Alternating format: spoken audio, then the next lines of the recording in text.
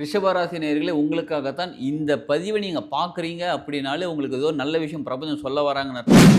யார் வேணாலும் உங்கள வேணாலும் எப்படி வேணாலும் ஏமாத்துறதுக்கான வாய்ப்புகள் இருக்கு. இந்த மாரி உங்கள யாரோ ஒருத்தவங்க வந்து ரொம்ப க்ளோஸா வாட்ச் பண்ணிக்கிட்டே இருக்கிற மாரி இருக்கும். உங்ககிட்ட யாரோ நல்லது பண்ற மாரியே இருக்கும். எப்படி இத நான் சமாளிக்கிறது? என்ன போட்டு அரெஸ்ட் பண்றாங்க. உண்மையா ஏதோ சொல்றாங்கங்க.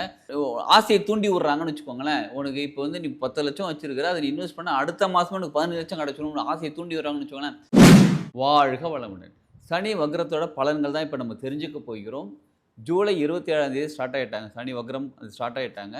டிசம்பர் 11ஆம் தேதி வரலும் இருக்காங்க. கிட்டத்தட்ட 138 நாள், 137 நாள் அந்த அந்த நேரத்துல இருக்காங்க.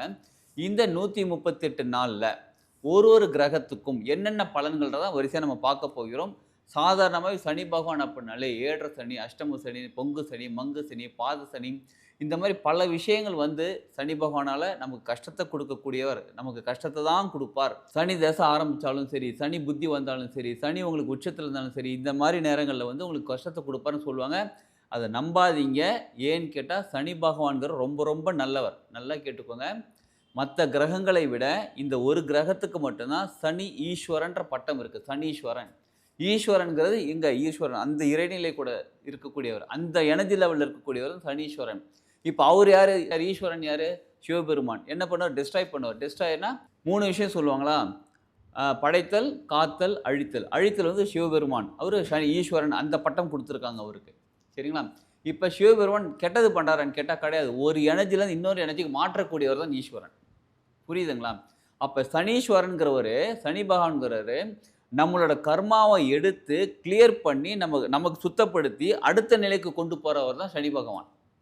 இப்ப இப்படிப்பட்ட ஒரு நல்ல ஒரு அருமையான சனி பகவான் எப்படிங்க கெட்டது பண்ணுவாரு? நம்ம செஞ்சிருந்த கர்மாவ தானே கிளியர் பண்ணி விடுறாரு. அப்ப 7 சனி, அஷ்டம சனி எதுவாக இருந்தாலும் சரி, ஈவன் சனி வக்ரம்னு சொல்லக்கூடிய இந்த காலகட்டத்திலும் சனி பகவான் நமக்கு நல்லது செய்றதுக்கு தான் வந்திருக்காரு. ஒரு ராசி பத்தி நம்ம தெரிஞ்சுப்போம். அந்தந்த ராசிக்கு சனி பகவான் என்னென்ன பண்ணாருன்னு தெரிஞ்சுப்போம். இப்ப நம்ம பார்க்க போறது சனி வக்ரம் இந்த நேரத்துல பொது பலன்கள் பார்க்க போகிறோம். உங்களுக்குன்னு தனியா ஜாதகம் இருந்தால், சப்போஸ் ஜாதகம் இல்லனாலும் பரவாயில்லங்க. ஜாதகம் இருந்தால், அதுல லக்னம் இருக்காங்க, தசாபுத்தி நடந்துகிட்டு இருக்குது. இதெல்லாம் பேஸ் பண்ணி மாற்றங்கள் ஏற்படும். சப்போஸ் எங்களுக்கு ஜாதகமே இல்லங்க. ஜாதகம் இல்லாத நாங்க எப்படி எங்கள டீட்டெயில் தெரிஞ்சுக்கிறது? சனி வக்ரம்ன்றீங்க எங்களுக்கு எப்படி தெரிஞ்சுக்கிறதுன்னு கேட்குறீங்களா? நீங்க கால் பண்ணுங்க. வீடியோல இருக்கக்கூடிய கான்டாக்ட் நம்பர் கான்டாக்ட் பண்ணி கால் பண்ணுங்க. நீங்க அப்பாயின்ட்மென்ட் வாங்கிக்கோங்க. உங்களுக்கு பிரசன்ன ஜோதிடம் பார்க்கப்படும். பிரசன்னம் அப்படின்னா பிரசன்ட் டென்ஸ்ல அதாவது பிரசன்ட்ல இருக்கக்கூடிய நேரத்துல நீங்க எப்ப எனக்கு கால் பண்றீங்களோ, அதாவது அப்பாயின்ட்மென்ட்லாம் வாங்கிட்டு கால் பண்றீங்களோ, அந்த நேரத்துல உங்களுக்கு ஜாதகம் கணிக்கப்படும். ஏன்னா, நீங்க ஒரு விஷயத்துக்காக ஒரு ப்ராப்ளத்த சால்வ் பண்றதுக்காக எனக்கு கால் பண்றீங்க பாருங்க. அந்த நேரத்துல கிரக நிலைகள் எப்படி இருக்காங்கன்றத ஜாதகம் கணிச்சு, அது ஒர்க் ஆகுமான்னு கேட்டா நிச்சயமா ஒர்க் ஆகுது. யார் யாருக்கெல்லாம் ஜாதகம் இல்லையோ, சப்போஸ் பாருங்க, ஏன் உங்களுக்கு இந்த பிறவில ஜாதகம் இந்த இது தெரியல உங்களுக்கு? ஏதோ ஒரு மறைக்கப்பட்டிருக்குதுங்களா? இந்த ப்ராப்ளத்த சால்வ் பண்றதுக்காக உங்களுக்காக ஒரு கிரகங்கள் என்ன பண்றாங்க, இந்த சூழ்நிலைய உருவாக்கி எனக்கு கால் பண்ண வச்சு உங்களுக்கு பிரசன்ன ஜோதிடம் எடுத்து, அதுல பலன்கள் பார்க்கும்போது 100% அப்படியே நடக்குது. ஜாதகம் இருந்தாலும் பரவாயில்லங்க, இல்லனாலும் பரவாயில்லங்க. நீங்க அப்பாயின்ட்மென்ட் வாங்கிட்டு கால் பண்ணுங்க. உங்களுக்கு பொது பலன் இப்போ உங்களோட லைஃப் ஸ்டைல் எப்படி இருக்கு? ப்ராப்ளத்த சால்வ் பண்றதுக்கு என்ன பண்ணணும்? உங்களோட வாழ்க்கை ஏன் இப்படி இருக்குது? இப்படின்னு நம்ம தெளிவாவும் சொல்ல முடியும். அதே நேரத்தில சனி வக்ரம் இருக்கு பாருங்க, இதற்கான பலன்களும் சொல்ல முடியும். சொல்லிட்டு உங்களுக்கான பரிகாரம், உங்களுக்குன்னு ஸ்பெஷல் பரிகாரம் இருக்கு. நீங்க செஞ்சா தான் அது நடக்கும். அதாவது நீங்க அத செய்யும்போது உங்களுக்கான நல்ல விஷயங்கள் நடக்கும். அதையும் சேர்த்து நீங்க தெரிஞ்சுக்கலாம். இப்ப ஜாதகம் மட்டும் தான் பார்ப்பீங்களான்னா, அப்படி மட்டும் கிடையாதுங்க. நான் ரேக்கி கிராண்ட் மாஸ்டர். ஸோ ரேக்கி மூலியமா உங்களுக்கு பல பலன் அதாவது உங்களோட ஆராவ ரீட் பண்ணி உங்களுக்கான ப்ராப்ளம் சொல்யூஷன் சொல்லலாம். சரி, மனசு ரீதியான ப்ராப்ளத்துக்கு NLP நியூரோ லிங்குஸ்டிக் புரோகிராம். அது மூலியமா உங்களுக்கு தெரப்பி குடுத்தும் சரி பண்ணலாம். இத தவிர ஃப்ளவர் மெடிசின் குடுத்தும் உங்களுக்கு ஹோமியோபதி மெடிசின் டெக்னிக் அது. ஃப்ளவர் மெடிசின் மூலியமாவும் உங்களுக்கு வந்து குணப்படுத்தலாம். அப்புறம் தாந்திரீகம் மூலியமாக தாந்திரீகம்னா நீங்க அப்படியே ரொம்ப பயந்துராதீங்க. மந்திரம், தந்திரம் அந்த மாரிலாம் கிடையாது. நல்ல விஷயங்கள தாந்திரீகத்தில சில எந்திரங்கள் பயன்படுத்தி உங்களுக்கான சொல்யூஷன் செய்யலாம். இதையெல்லாம் தவிர இப்ப பிரேஸ்லெட் சொல்றோம் பாருங்க. இப்ப கையில போட்டிருக்கேன் பார்த்தீங்களா பிரேஸ்லெட். இது வந்து உபரத்தினம்னு சொல்லுவாங்க. நார்மலா நவரத்தினங்கள் சொல்லுவாங்க. அதற்கு உபரத்தினங்கள். அதுக்கு ஈக்குவலா எனர்ஜி குடுக்கக்கூடியது உபரத்தினங்கள். இந்த மாரி உபரத்தினங்கள் பிரேஸ்லெட் மூலியமாவோ, இல்ல ஸ்டோன் மூலியமாகவோ நம்ம அந்த எனர்ஜி ரிசீவ் பண்ணி நம்ம வாழ்க்கைய சரிப்படுத்திக்க முடியும். இந்த மாரி பல விஷயங்கள் இருக்கு.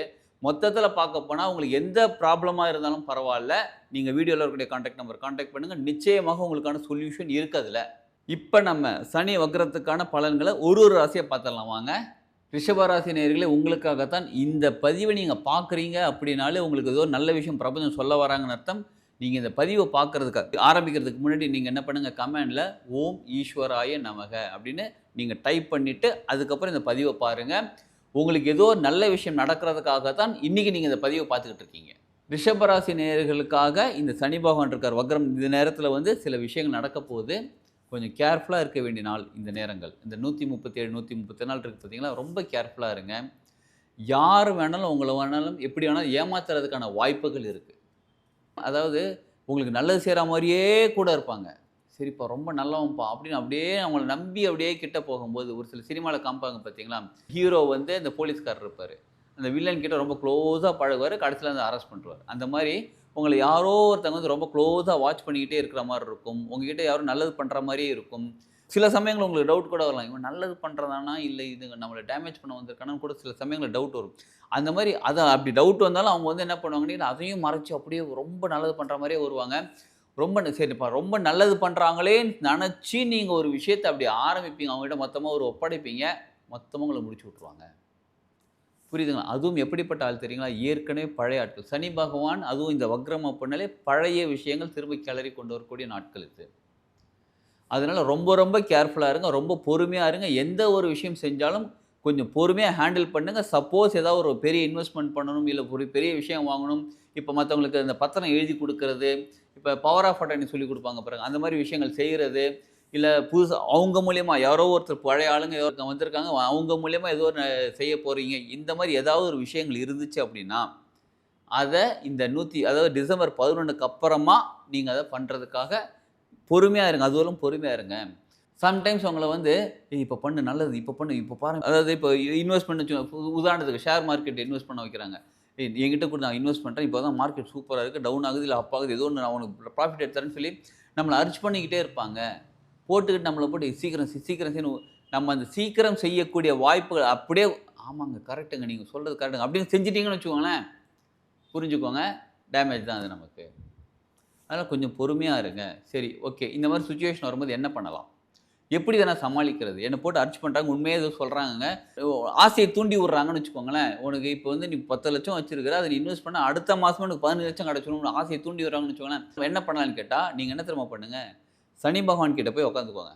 சனி பகவான் கோயில் போங்க, இல்லை சாதாரண கோயிலில் எந்த கோயிலாக இருந்தாலும் பரவாயில்ல, கோயிலில் போய்ட்டு நவகிரகங்கள் இருப்பாங்க பாருங்கள், அவங்ககிட்ட சனி பகவான் கிட்ட கேளுங்க, அவங்ககிட்ட போய் நின்றுடுங்க. நின்றுட்டு வீட்டிலே என்ன பண்ணுங்கள், விளக்கேற்றி வைங்க. என்னன்னு கேட்டால் நல்லா கவனிச்சுக்கோங்க, இது பொருளாதாரம் சம்மந்தப்பட்டதுனால அகல் விளக்கில் ஒரு 5 ரூபாய் காயின் இல்லைனா 1 ரூபாய் காயின் இரும்பு காயினாக இருக்கணும். அது எப்படிங்க இரும்பு காயின் கண்டுபிடிக்கிறீங்களா? மேக்னெட்டை வச்சு ஒரு காயின் மேலே வச்சு ஒட்டுச்சுன்னா அது இரும்பு காயின்.